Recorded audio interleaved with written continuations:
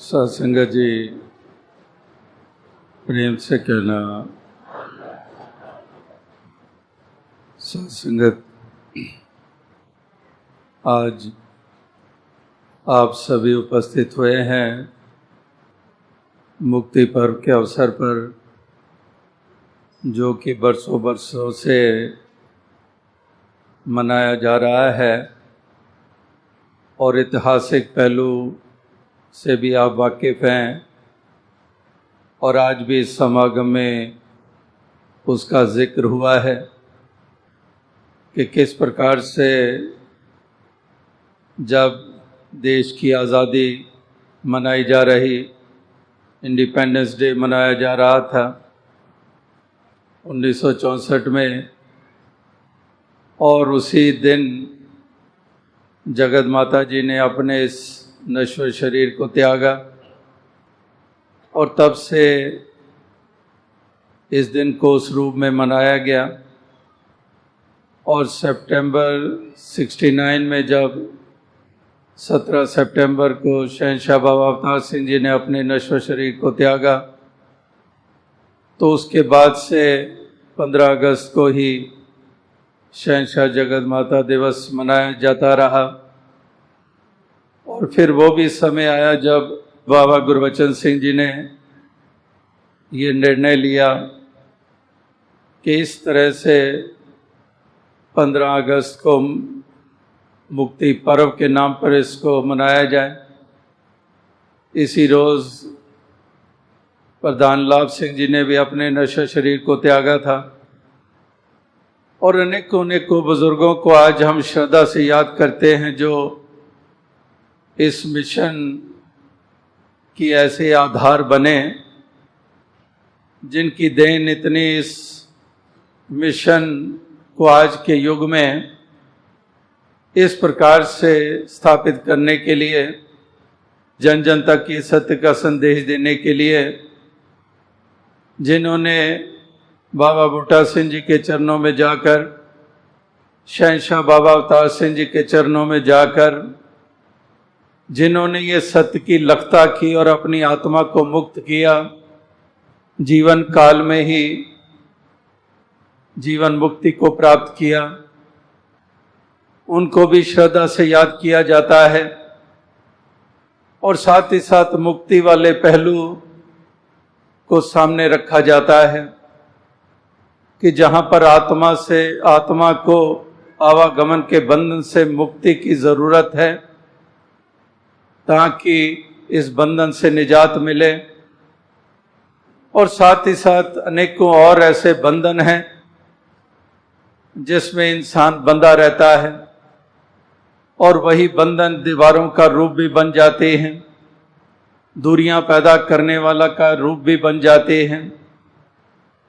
तो इस तरह से उससे भी मुक्ति प्राप्त करनी, जो समाज और इंसान के लिए हानिकारक रहा, जो शहंशाह बाबा अवतार सिंह जी ने पुरजोर ये संदेश, ये पैगाम दिया, तो उससे मुक्ति हासिल करने के लिए, जहाँ पर जाति पाति की मान्यताओं के कारण अहम अभिमान और घृणा और नफरत चलती चली आ रही, जहाँ पर मुक्ति की बात होती है तो नशे इत्यादियों से भी मुक्ति प्राप्त करनी, जिस नशे में चूर होकर कितना कुछ गंवा बैठते हैं, जिसके कारण हम अपनी इज्जत भी खोते हैं, घर के वातावरण को भी हम कितना एक पीड़ाजनक बना देते हैं।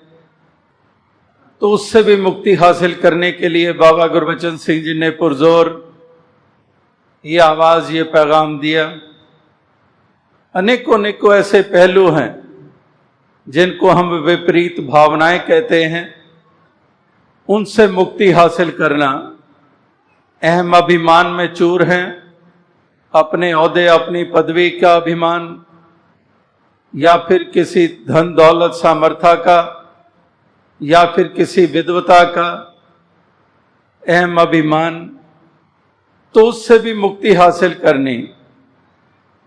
इसी प्रकार से अनेकों ऐसे पहलू हैं जो इंसान के लिए एक लाभ का कारण नहीं बने, जिसके कारण लोक और परलोक संवरा नहीं। तो ऐसे मुक्ति पर्व के अवसर पर इन तमाम पहलुओं के ऊपर रोशनी डाली जाती है। और इसी प्रकार से कितने कितने महापुरुषों ने, बुजुर्गों ने ये तमाम जो सफर तय किया, ऐसी ऐसी देन दी, जिसके कारण ये मिशन रूपी इमारत के आधार बनकर इसके ऊपर इमारत खड़ी हुई। तो आज के दिन जहां पर उनको हम श्रद्धा सुमन समर्पित कर रहे हैं, जहां पर शहंशाह बाबा अवतार सिंह जी जगत माता जी को अपने श्रद्धा सुमन समर्पित कर रहे हैं, जहां पर बाबा गुरबचन सिंह जी का तमाम जीवन और शरीर भी मानवता को समर्पित हो गया, वहां पर राजमाता जी को हम याद कर रहे हैं, जिन्होंने तमाम जीवन अपना मानवता को समर्पित किया, समाज के उत्थान के लिए अपने योगदान दिए, घरों और गृहस्थियों को गृहस्थ निभाने की सीख दी। किस प्रकार से जो गुरमत के अनुसार जीवन जिया जाता है, वो गुरमत के सांचे में जो खुद इस कदर खूबसूरती से ढले हुए थे, और उनकी चाहत यही थी कि हर बच्चा बच्चा इसी गुरमत के सांचे में ढल जाए, ये किसी और सांचे में न ढल जाए जो संसार वाला सांचा है, जिस सांचे में ढलकर हम कुरूपता को प्राप्त हो जाते हैं। उस सांचे में ढलने का मतलब वैसी प्रवृत्ति, वैसी सोच बना लेनी। तो इस तरह से हरगिज वो भक्ति में गवारा नहीं है। तो इसलिए गुरमत का पाठ उन्होंने केवल शब्दों के द्वारा नहीं पढ़ाया, जीवन उनकी अपने आप में एक ऐसी किताब जो जीवन एक एक पल जिया गया, निम्रता, सत्कार, अदब क्या होता है, ये उन्होंने खुद सिखाया।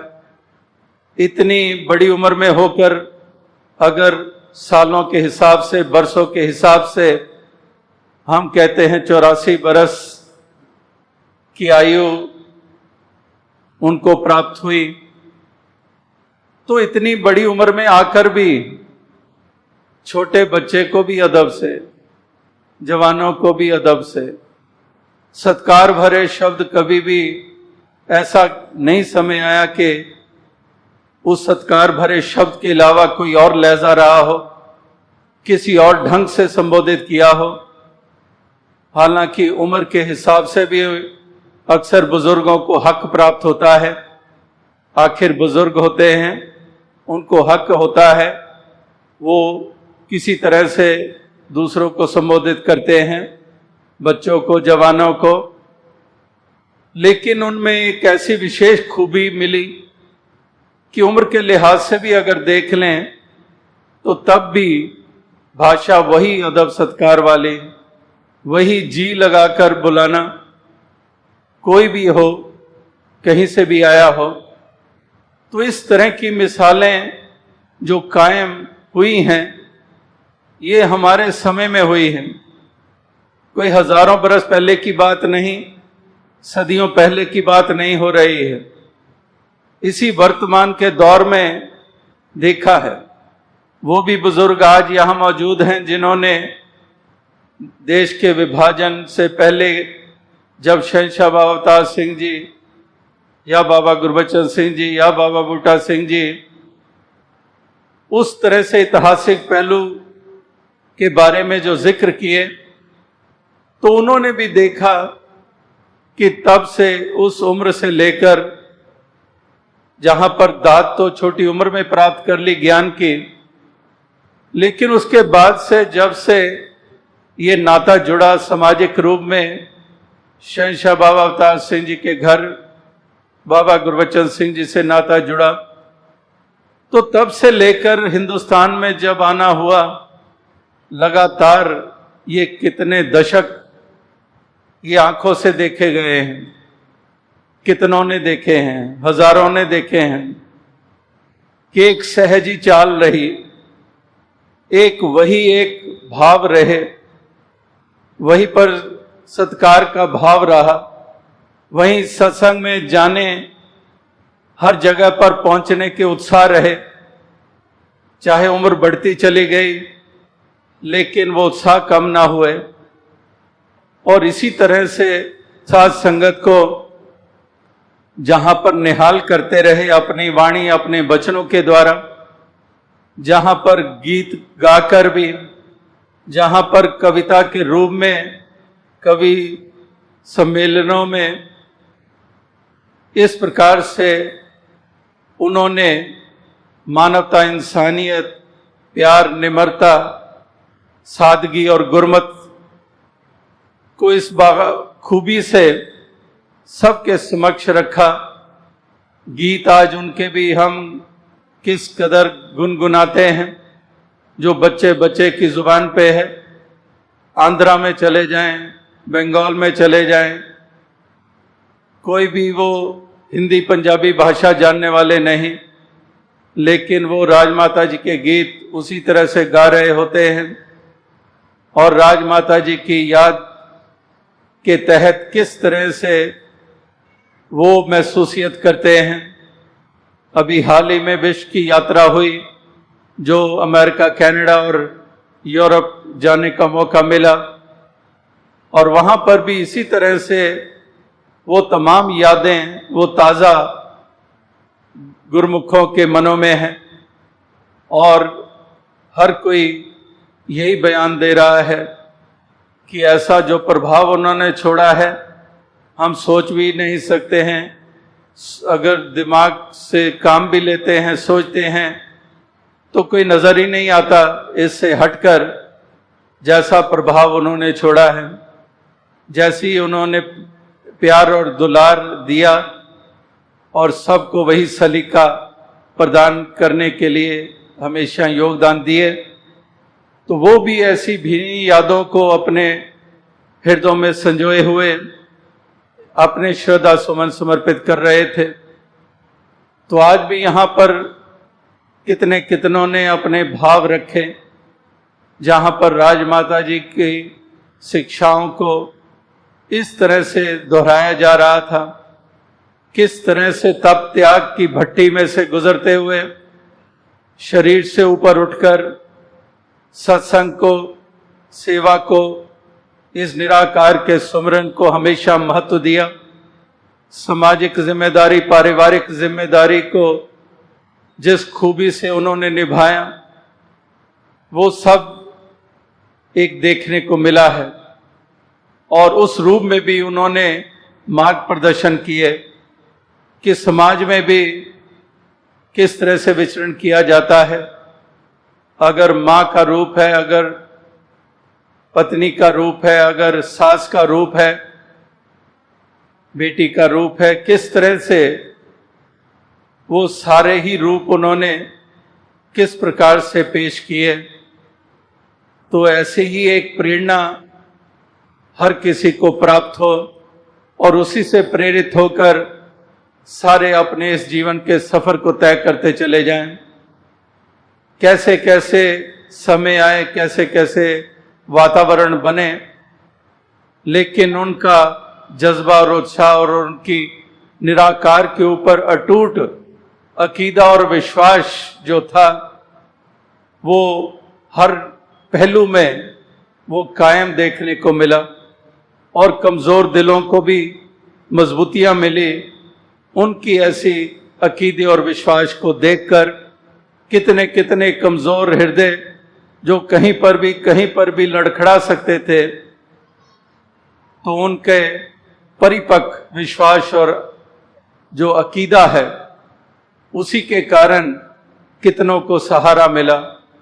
जहाँ पर दुलार और ममता की छाया हर किसी को मिली, वहाँ पर इस रूप में भी कैसे कैसे एक जीवन को एक सहज बनाने के लिए, जीवन की चाल को सहज बनाने के लिए वो एक मार्ग प्रदर्शक बने, अपनी ही मिसाल खुद बनकर अपने जीवन के द्वारा, अपनी वाणी के द्वारा, अपनी निम्रता के द्वारा, अपने अकीदे विश्वास के द्वारा, अपने सुंदर व्यवहार के द्वारा, इस प्रकार से एक यही प्रार्थना बनती है कि दातार कृपा करे कि उन जैसा सलीका आ जाए।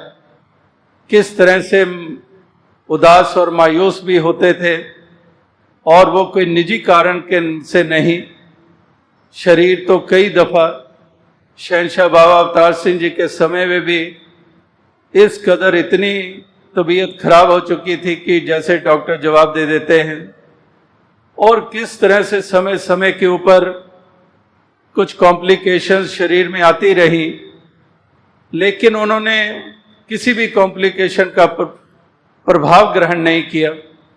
और जैसे आज भी जिक्र हो रहा था कि अगर कुछ थोड़ा भी बीमार है या अधिक भी बुखार है, तो सत्संग से अगर उनको कहा जा गया कि आराम कर लिया जाए, लेकिन एक ही बात होती थी कि वहाँ जाती हूँ संगत में, संगत के दर्शन होते हैं, निराकार का गुणगान सुनने करने को मिलता है, तो मेरी तबीयत अपने आप ठीक हो जाती है।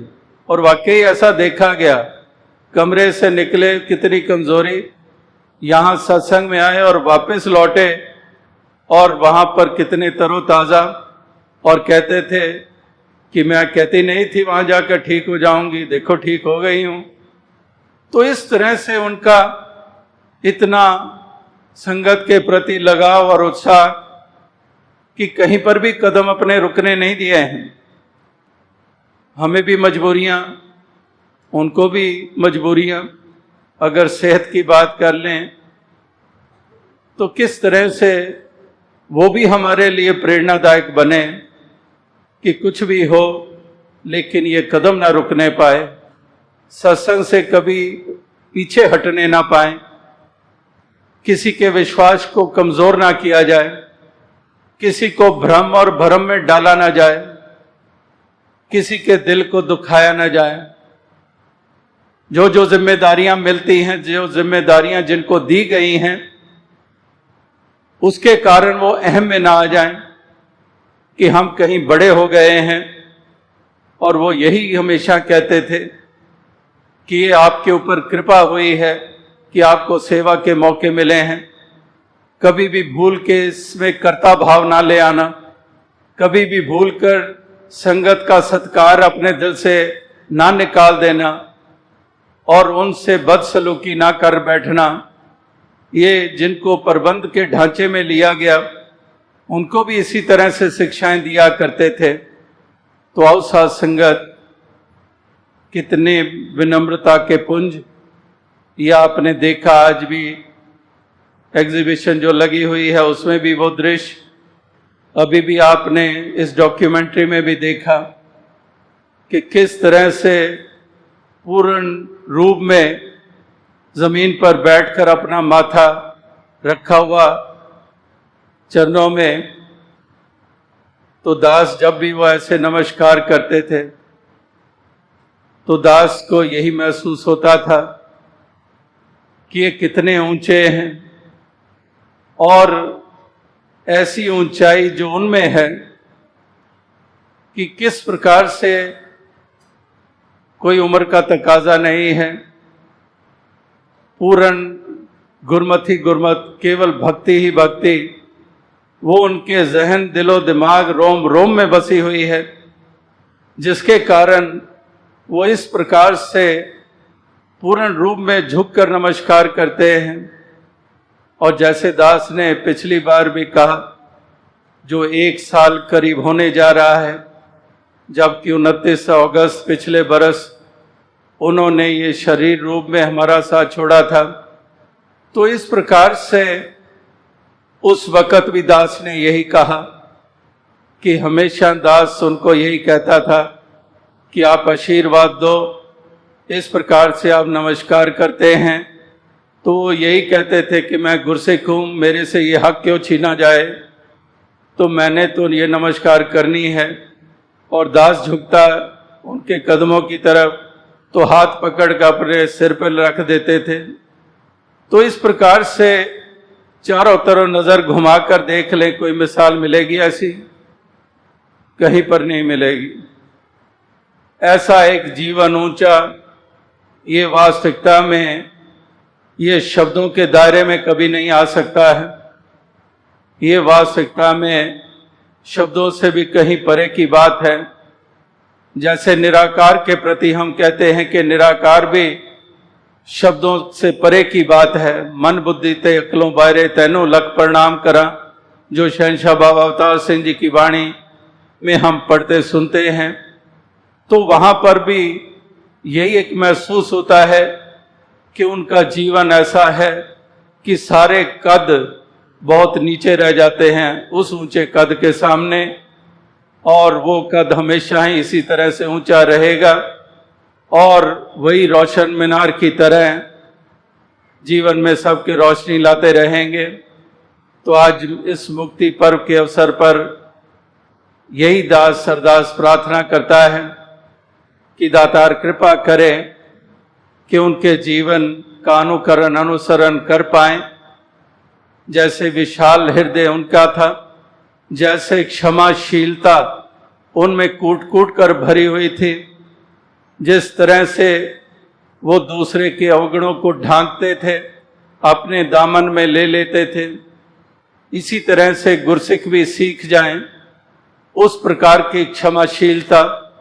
छोटी छोटी बातों में उलझने की बजाय विशाल हृदयों के प्रमाण दें और इस प्रकार से गुरसिख का आदर सत्कार करे और इस प्रकार से अपने जीवन के म्यार को ऊंचा करें।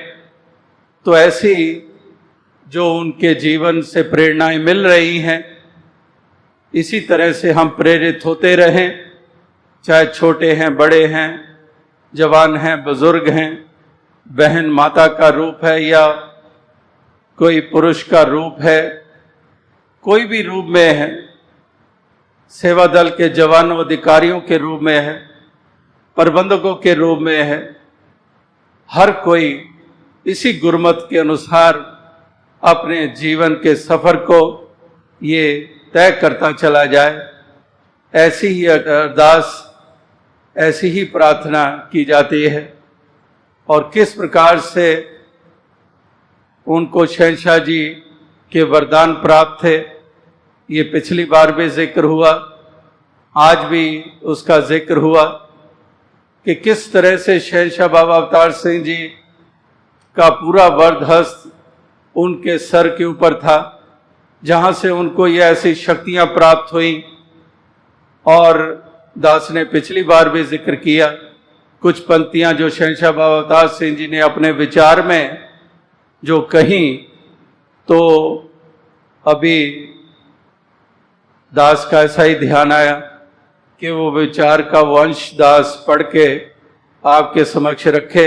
उन्होंने कहा, पहले जगत माता सन, पहले उन्हों का नाम लेंदे सी, हुण ਉਹ ਰਾਜ ਮਾਤਾ ਜੀ ਦੇ ਹਵਾਲੇ ਕਰ ਗਏ ਹਨ।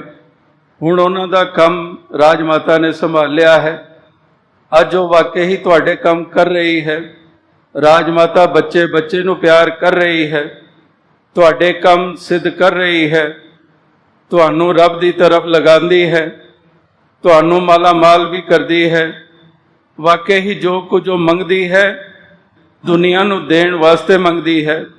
जिमें वो गांदे हन, नचांगी ते गावांगी अज तेरे सामने, खुशियां मनावांगी अज तेरे सामने, ते दुनिया दे सारे सुख पा दे मेरी झोली विच, फिर भी मिलाई रखी संतां दी टोली विच। साध संगत वो तां तुहानूं देण वास्ते ही सुख मंगदी है।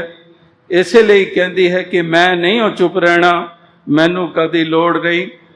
कहती है कि मैं तां चुप नहीं रहना, मैं तां लैना है दुनिया वास्ते।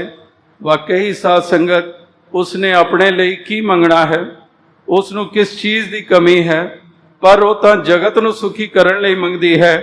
साध संगत विच ये जोड़ा तुहानूं दिखा दिता है, जो जेड़ा तुहानूं दिखा दिता है, मैं तो अपना फर्ज पूरा कर दिता है, मैं तो हुण पूरा बोलिया भी नहीं जाता, पर संगत फिर भी बुला लैंदी है। हुण ये सारा काम जिहड़ा मैं अपना समझदा सी बाबा गुरबचन सिंह जी ने संभाल लिया है, ये मेरे तो वध के हन। इन्हां ने पूरे गुरु वाला काम संभाल लिया है ते माता वाला काम राजमाता ने संभाल लिया है। मैं तो हुण आराम ही करना है, मैं तो बस हुण आराम नाल लेटिया रहा, बस एक दो आदमी नाल रहन। साध संगत मैं फर्ज अपना पूरा कर दिता है। तो अब साध संगत किस तरह से शहंशाह बाबा अवतार सिंह जी के मन में उनके प्रति ऐसा एक ऊंचा स्थान था, ऐसा विश्वास शहंशाह जी के ऊपर उनका कायम हुआ था, और जिसकी बदौलत उन्होंने ये अपने आशीर्वाद और ये वरदान प्रदान किए, ऐसी शक्ति प्रदान की जिसके कारण तमाम उम्र राजमाता जी साध संगत को आशीर्वाद देती रहीं। कितनों के कार्य सिद्ध होते रहे, कितनों की गृहस्थियां बसती रहीं, और किस तरह से सेवादारों को भी उनके काम आने वाली जो जज्बे भावनाएं वो भी लगातार आखिरी श्वासों तक वो निभाते रहे। तो दास और अधिक शब्दों का सहारा ना लेता हुआ इन्हीं शब्दों से आपसे इजाजत चाहेगा। साध संगत जी धन्य।